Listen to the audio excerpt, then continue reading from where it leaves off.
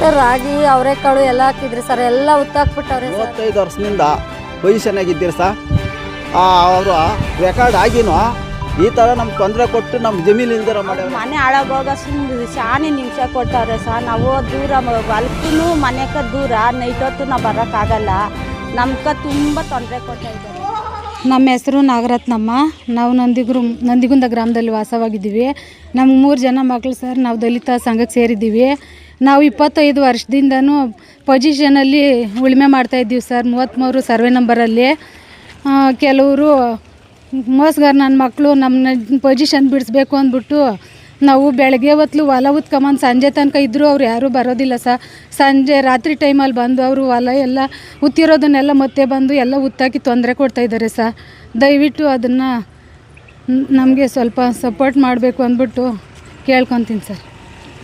ಮುನಿಯಮ್ಮ ಅಂತ ನಂದಗುಂದಾಗಿ ವಾಸ ಮಾಡ್ತಾಯಿದ್ದೀನಿ. 20 ವರ್ಷದಿಂದನೂ ನಾನು ಮಾಡ್ತಾಯಿದ್ದೀನಿ. ಬೆಳಗ್ಗೆ ಬಿತ್ಕೊಂಬಂದರೆ ನೈಟ್ ಹೋಗಿ ಉತ್ಕೊಂಬರ್ತಾರೆ. ಇಷ್ಟಿಷ್ಟುದ್ದ ಪೈರು ಕೂಡ ಉತ್ಕೊಂಬಂದಿದ್ದಾರೆ. ನಮ್ಮ ಕಾದ್ಬಿಟ್ಟು ಇನ್ನೆಲ್ಲೂ ಬೇರೆ ಇಲ್ಲ. ಆ ಥರ ಕೊಡ್ತಾರೆ, ಬೇರೆ ಎಲ್ಲೂ ಇಲ್ಲ, ತೊಂದರೆ ಕೊಡ್ತಾರೆ ಸರ್. ಸರ್ ಚಿಕ್ಕಣ್ಣ ಅಂತ, ಗುಳ್ಳೆ ನಂದಿಗುಂದ. 20 ವರ್ಷದಿಂದ ಉಳುಮೆ ಮಾಡ್ಕೊಂಡು ನಾವು ಬೆಳೆ ಇಟ್ಕೊಂಡಿದ್ರೆ ಅವ್ರು ಬಂದು ಗೂಗ ಕಳ್ಳರು ಬಂದು ನೈಟಲ್ಲೇ ಅವರು ಉತ್ಕೊಂಡು ಓದ್ತಾ ಇರ್ತಾರೆ. ಅದರಿಂದ ಪರಿಶೀಲನೆ ಮಾಡಬೇಕು ಅಂತ ಕೇಳ್ಕೊತಾ ಇದ್ದೀವಿ. ನಮ್ಮ ಹೆಸರು ಗುಳ್ಳೆ, ನಾನು ಜಯಲಕ್ಷ್ಮಮ್ಮ ಸರ್. ನಮ್ಮ ಹೆಸರು ಗುಳ್ಳೆ ನಂದಿಗುಂದ. 20 ವರ್ಷದಿಂದ ನಾವು ಪೊಸಿಷನ್ ಆಗಿದ್ದೀರಿ. ನಮಗೆ ಇದು ಬಿಟ್ಟರೆ ಎಲ್ಲಿ ಜಮೀನಿಲ್ಲ ಸರ್. ಇವು ಕಳ್ಳನ ಮಕ್ಕಳು ಬಂದು ಎಲ್ಲ ನಮ್ಗೆ ತೊಂದರೆ ಕೊಡ್ತಾಯಿದ್ದಾರೆ. ನಾವು ಹೊಲ ಬಿತ್ಕೊಂಬಂದಿದ್ರೆ ಹೊಲ ಬಿತ್ತಿರೋದೆಲ್ಲ ನೈಟೇ ಬಂದು ಎಲ್ಲ ಉತ್ಕೊಂಡು ಹೋಗೋರೆ. ಮತ್ತು ಭಾಳ ತೊಂದರೆ ಆಗ್ತಾಯಿದೆ ಸರ್ ನಮಗೆ. ಇದರಿಂದ ನಮಗೆ ಪರಿಹಾರ ಮಾಡಬೇಕು ಅಂತ ಕೇಳ್ಕೊತಾ ಇದ್ದೀವಿ ಸರ್. ಸರ್, ಇದು ದೊಡ್ಡಬಳ್ಳಾಪುರ ತಾಲೂಕು ಗುಳ್ಳೆ ನಂದಿಗುಂದ ಸರ್ವೆ ನಂಬರ್ 33ರಲ್ಲಿ 33, 32, 31 ಸರ್ವೆ ನಂಬರ್ಗಳಿದೆ. ಇದೆಲ್ಲ ಪೂರ್ತಿ ಗೋಮಾಳ ಜಾಗನೇ. ಇಲ್ಲಿ ಇರ್ತಕ್ಕಂಥ ಜಾಗನ ಇಲ್ಲಿ ಏನು ಮುಂಚೆ ಯಾರು ಫಾರೆಸ್ಟ್ ಇದ್ರಲ್ಲ, ಫಾರೆಸ್ಟ್ ತೋರಿ ಮಾಡ್ಕೊಂಬಿಟ್ಟಿದ್ದಾರೆ. ಆ ಜಾಗ ಹೋಯ್ತದು. ಅದಕ್ಕೆ ಸಂಬಂಧ ಇಲ್ಲ. ಇವರು 35, 30, 40 ವರ್ಷಗಳಿಂದನೂ ಇಲ್ಲಿ ಈ ಭೂಮಿನ ಉತ್ಕೊಂಡು ಬೆಳೆ ಇಕ್ಕೊಂಡು ಜೀವನ ಮಾಡ್ತಾಯಿದ್ದಾರೆ. ಇಲ್ಲಿ ಜಾಸ್ತಿ ಹೆಚ್ಚಿನ ರೀತಿಯಲ್ಲಿ ಗುಳ್ಳೆ ನಂದಿಗುಂದ ಗ್ರಾಮದಲ್ಲಿ ದಲಿತರೇ ಇರೋದು. ದಲಿತರಿಗೆ ಭೂಮಿ ಇಲ್ಲ. ಈಗೂ ಎಷ್ಟೋ ದಲಿತ ಕುಟುಂಬಗಳಿಗೆ ಭೂಮಿನೇ ಇಲ್ಲ. 1 ಎಕರೆನೂ ಇಲ್ಲ, 10 ಗುಂಟೆನೂ ಇಲ್ಲ.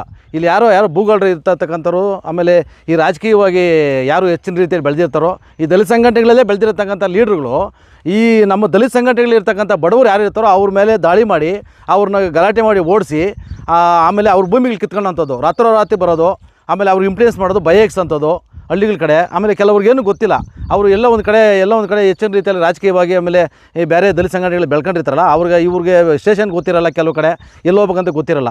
ಈ ರೀತಿ ಮಾಡ್ಕೊಂಡು ಇವ್ರಿಗೆ ಬೈಕ್ಸ್ಕೊಂಡು ಹೆಣ್ಮಕ್ಳು ಬೈಕ್ಸೇರಿ ಮತ್ತೆ ಬರಲ್ಲ ಅಂತ ಅವರು ಭಯ ಇಡ್ಸೋಂಥದ್ದು ಹಳ್ಳಿಗಳ ಕಡೆ.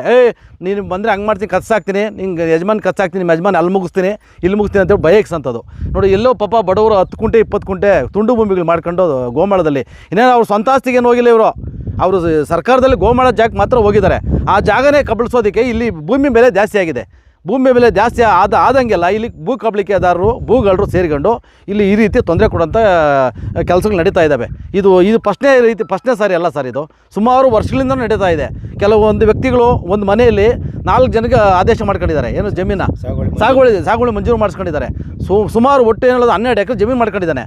ಅವ್ರಿಗೆ 12 ಎಕರೆ ಜಮೀನು ಕೊಡೋಕ್ಕೆ ಬರುತ್ತಾ ಒಂದು ಕುಟುಂಬಕ್ಕೆ ಏನೆಲ್ಲ ಮುಂಚೆ 5 ಎಕರೆ ಕೊಡ್ತಿದ್ರು. ಈ ಸುಮಾರು ಒಂದು 20 ವರ್ಷ ಆದಮೇಲೆ 2 ಎಕರೆ ಮಾಡಿದ್ದಾರೆ.